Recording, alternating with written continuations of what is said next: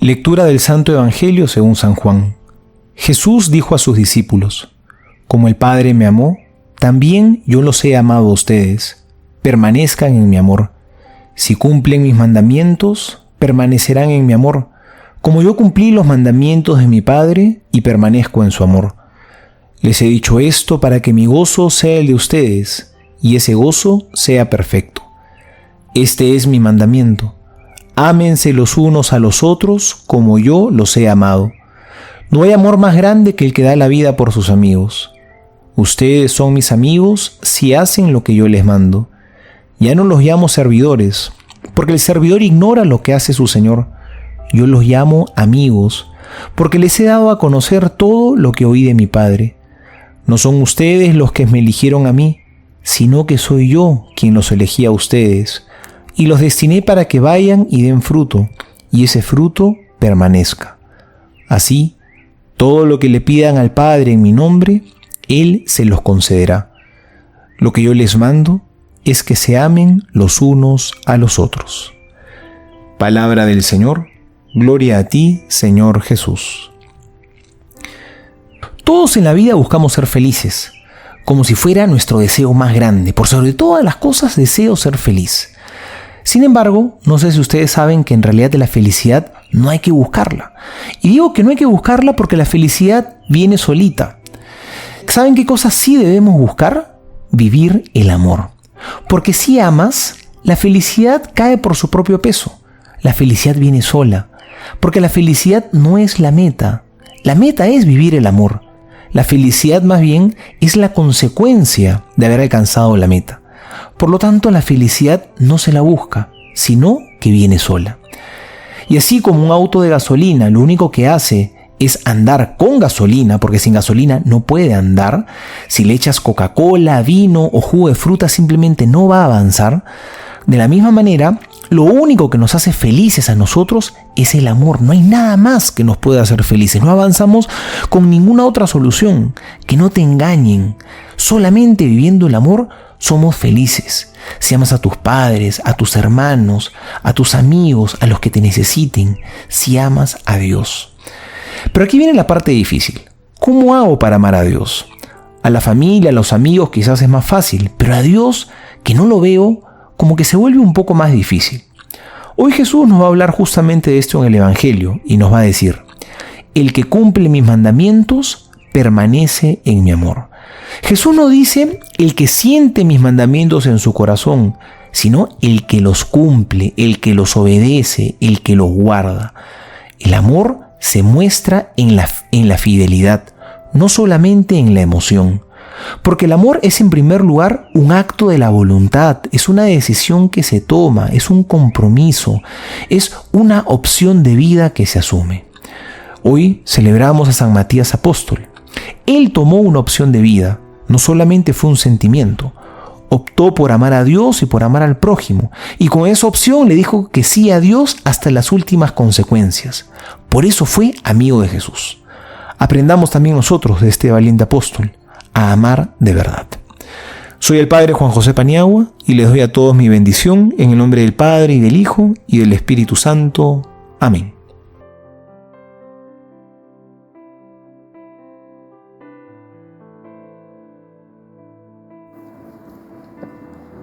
Miércoles 14 de mayo de 2025. Cada 14 de mayo, la Iglesia conmemora a San Matías Apóstol, el discípulo elegido para ocupar el lugar que el traidor, Judas Iscariote, había dejado entre los apóstoles. A San Matías se le considera patrono de los carniceros y de los arquitectos. En los Hechos de los Apóstoles es posible encontrar señales inequívocas del aprecio del que gozaba Matías entre los miembros de la Iglesia primigenia. San Lucas, autor del relato de su elección para completar a los 12, deja esto en evidencia, especialmente cuando recoge una a una las palabras del apóstol Pedro, como se verá a continuación. Los candidatos fueron José, llamado Barsabás, cuyo sobrenombre era Justo, y Matías.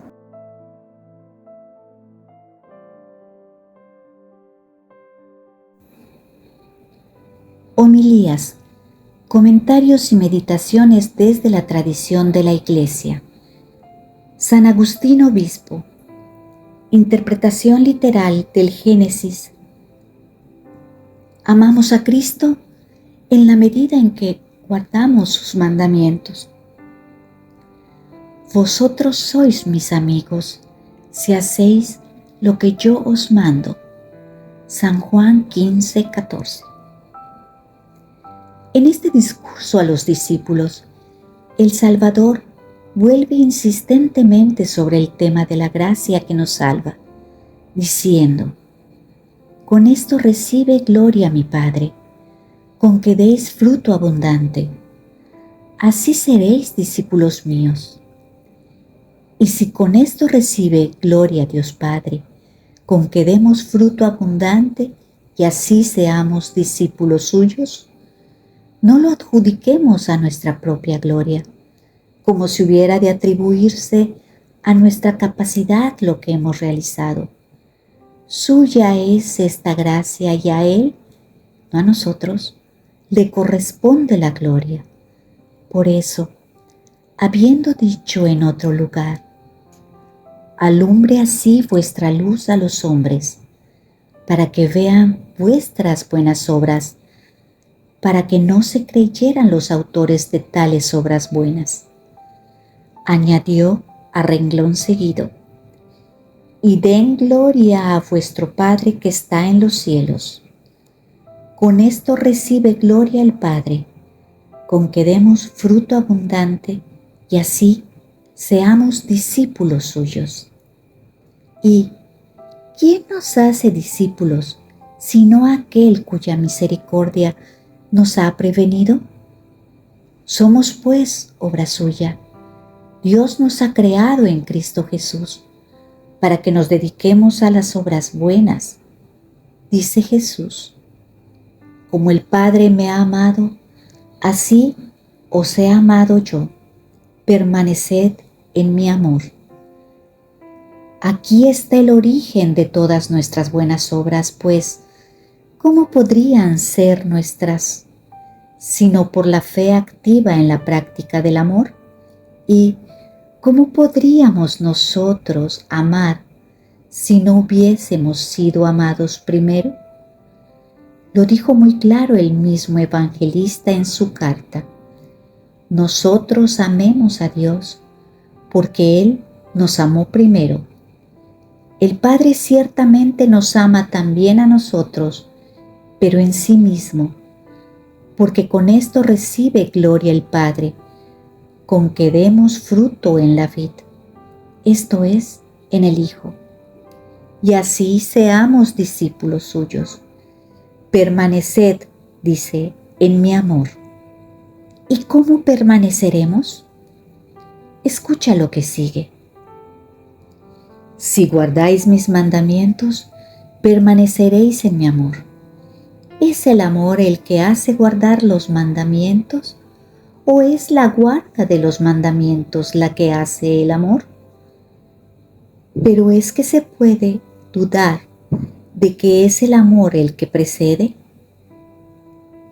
El que no ama no tiene razón suficiente para observar los mandamientos.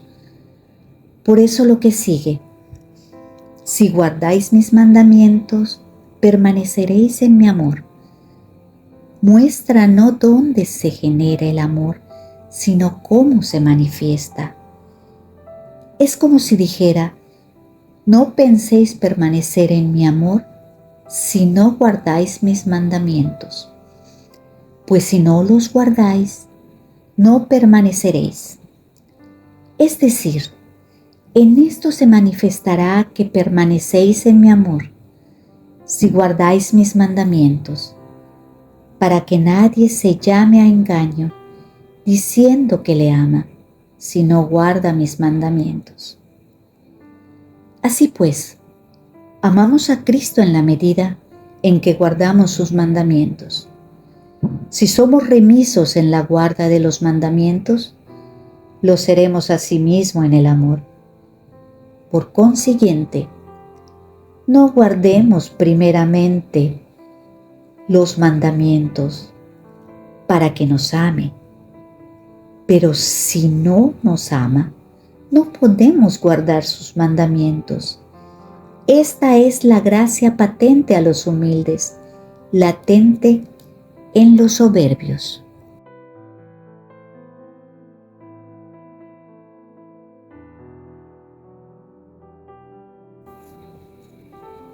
Meditemos el Evangelio con el libro de cielo.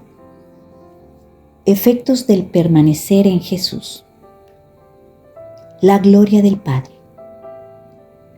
La unión permanente con Jesús hace a los discípulos verdaderamente tales y les permite dar mucho fruto. Pues bien, de esa situación se siguen de inmediato dos consecuencias. Primero, lo que ellos pidan, Dios se los concederá. Segundo, el Padre será glorificado en los discípulos y en el abundante fruto que darán. Jesús había dicho que Él siempre era escuchado por el Padre y que el Padre era glorificado en el Hijo. Ahora, los discípulos participan de esos privilegios de Jesús. Volumen 25, enero 20 de 1929. Donde está mi voluntad divina, hay vida perenne, armonía y orden, firmeza inquebrantable, sin que ningún evento pueda apartarla de su puesto. Y todos felices en el oficio que cada uno posee. Así habría sido el hombre si la voluntad humana no me la hubiera arrancado de mi voluntad. Un bello ejército, todo ordenado, y cada uno en su oficio, feliz y en acto de glorificarme siempre. Y mientras glorificaba a su Creador, quedaba Él glorificado. Por eso quiero que mi fiat divino regrese a reinar en medio a las criaturas, porque quiero mi ejército, todo ordenado, noble, santo y con la marca de la gloria de su Creador. El amor del Padre y de Jesús. Nuevamente el tema del amor y de la observancia de los mandamientos. Grandeza del amor de Jesús a sus discípulos. Como el Padre ama a Jesús, así ahora Jesús ama a sus discípulos. Y Jesús les pide instantáneamente que permanezcan en su amor. Permaneced en mi amor. Se trata de un amor mutuo. Permanecer en el amor que Jesús les tiene y en el amor que ellos profesan a Jesús. El secreto para lograr esta permanencia en el amor es observar los mandamientos que Jesús les ha dado. Se trata, pues, de un amor activo y efectivo, que cumple los preceptos recibidos. Para el discípulo, el ejemplo supremo en este campo es Jesús, quien, por amor a su Padre, observó cuanto le había ordenado.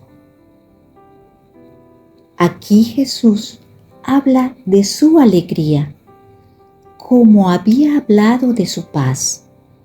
Una y otra son bienes mesiánicos que tienen su realización en la obra salvífica de Jesús.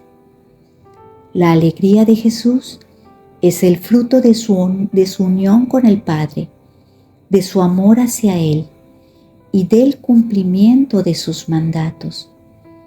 Y quiere que esa alegría suya esté también y permanezca dentro de sus discípulos para que el gozo de ellos sea perfecto.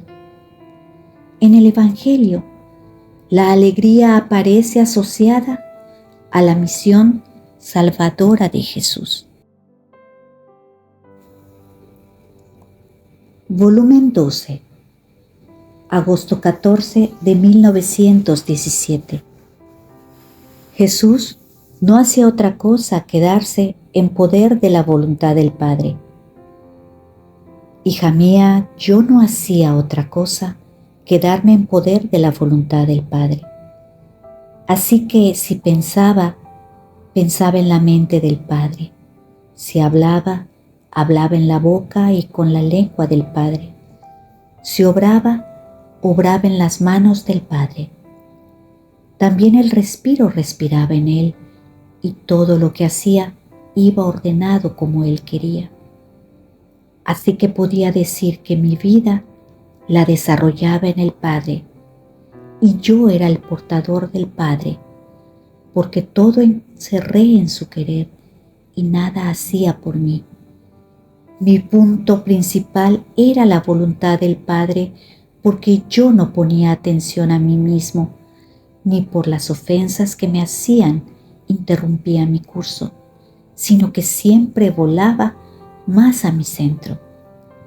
Y mi vida natural terminó cuando en todo cumplí la voluntad del Padre. Así tú, hija mía, si te das en poder de mi voluntad, no tendrás más pensamiento de nada. Mi misma privación que tanto te atormenta y te consume, corriendo en mi voluntad encontrarás el sostén. Mis besos escondidos, mi vida en ti vestida de ti, en tu mismo latido sentirás el mío, ardiente y doliente. Y si no me ves, me sientes, mis brazos te estrechan. ¿Y cuántas veces no sientes mi movimiento, mi aliento refrescante que calma tus ardores? Tú sientes todo esto, y cuando haces por ver quién te ha estrechado, quién te ha dado su aliento, y no me ves, yo te sonrío y te beso con los besos de mi querer, y me escondo más en ti para sorprenderte de nuevo y para darte un avance de más en mi voluntad. Por eso no me amargues con afligirte, sino déjame hacer. El vuelo de mi querer no se detenga jamás en ti. De otra manera obstaculizarías mi vida en ti, mientras que con el vivir de mi querer yo no encuentro impedimento y hago crecer y desenvuelvo mi vida como quiero.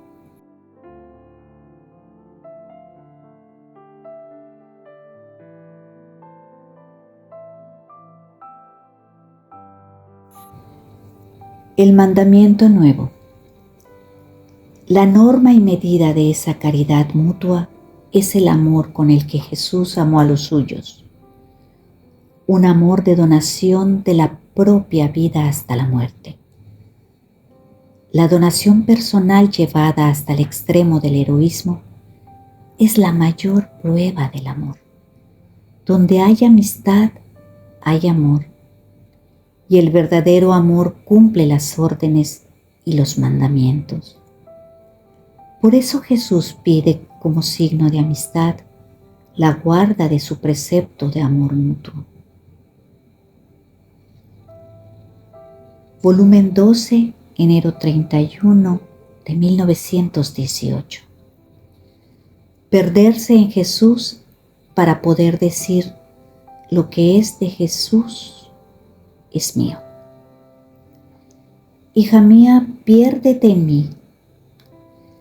Tu oración, piérdela en la mía, de modo que la tuya y la mía sean una sola oración y no conozca cuál sea la tuya y cuál la mía.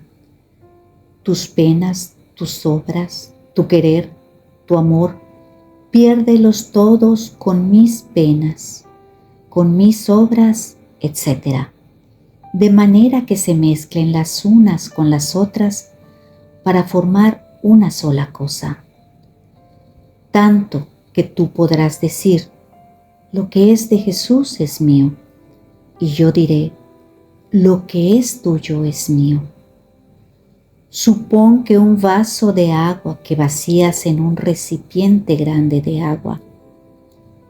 Después, ¿sabrías distinguir el agua del vaso de la del recipiente? Ciertamente que no. Por eso, para grandísima ganancia tuya y para sumo contento mío, repíteme frecuentemente en lo que haces. Jesús, lo vierto en ti para poder hacer no mi voluntad sino la tuya. Y yo rápidamente verteré mi obrar en ti. Diferencia que hay entre un esclavo y un amigo. Los siervos no conocen la intimidad del hogar, no conocen los secretos de la casa del Señor. Pero este no es el caso de los discípulos de Jesús, que han sido depositarios de los secretos de la revelación. Todo lo que oí de mi Padre os lo hice conocer. En otro tiempo Moisés fue considerado el amigo de Dios por haber hablado con él cara a cara. Ahora Jesús, como la sabiduría divina, ha hecho a sus discípulos sus amigos, porque les ha revelado todo lo que ha visto y oído de su Padre.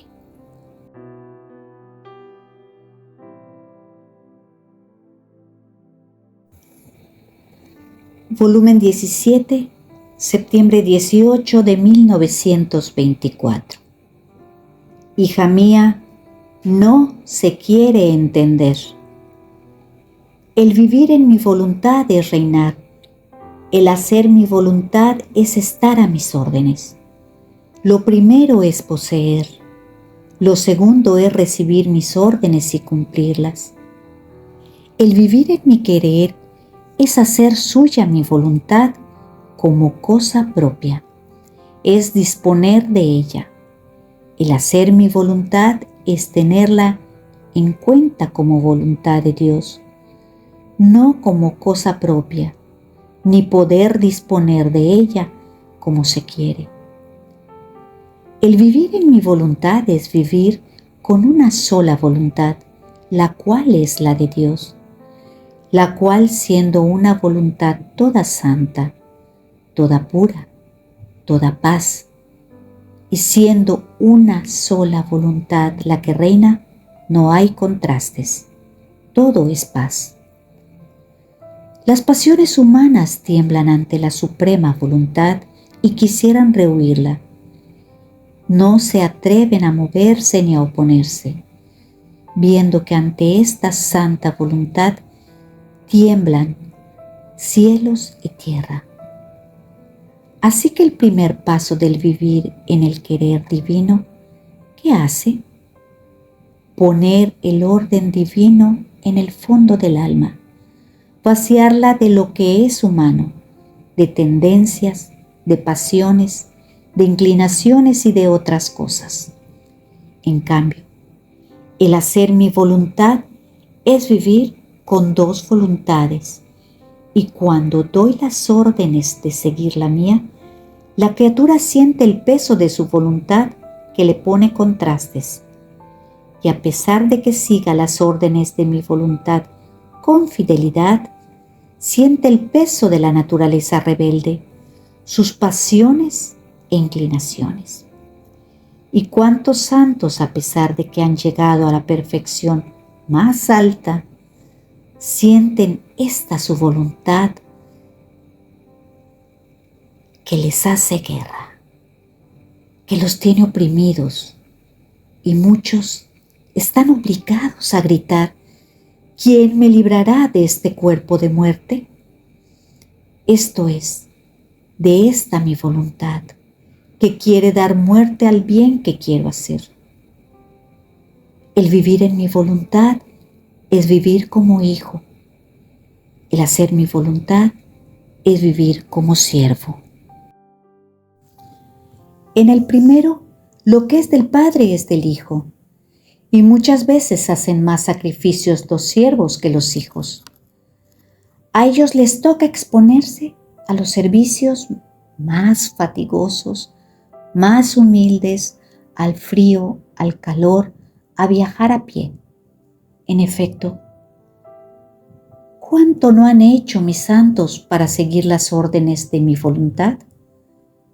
En cambio, el Hijo está con su Padre, tiene cuidado de él, lo alegra con sus besos y con sus caricias. Manda a los siervos como si lo hiciera su Padre. Si sale, no va a pie, sino que viaja en carroza. Y si el Hijo posee todo lo que es del Padre, a los siervos no se da otra cosa que la paga por el trabajo que han hecho, y quedan libres de servir o no servir a su patrón. Y si no lo sirven, no tienen más derecho de recibir ninguna otra compensación. En cambio, entre padre e hijo, nadie puede quitar estos derechos. Que el Hijo posee los bienes del Padre. Ninguna ley, ni celeste ni terrestre, puede quitar estos derechos, ni desvincular la filiación entre Padre e Hijo. No te asombres si ves que no comprenden. Para entender, deberían disponerse al más grande de los sacrificios. ¿Cuál es el de no dar vida, aun en las cosas santas a la propia voluntad? Solo entonces sentirían la posesión de la mía y tocarían con la mano qué significa vivir en mi querer. Tú, sé atenta y no te fastidies de las dificultades que te ponen. Y yo, poco a poco, me haré camino para hacer comprender el vivir en mi voluntad. Gloria al Padre, al Hijo y al Espíritu Santo, como era en el principio, ahora y siempre, por los siglos de los siglos. Amén. Ven, divina voluntad, ven a reinar en nuestros corazones.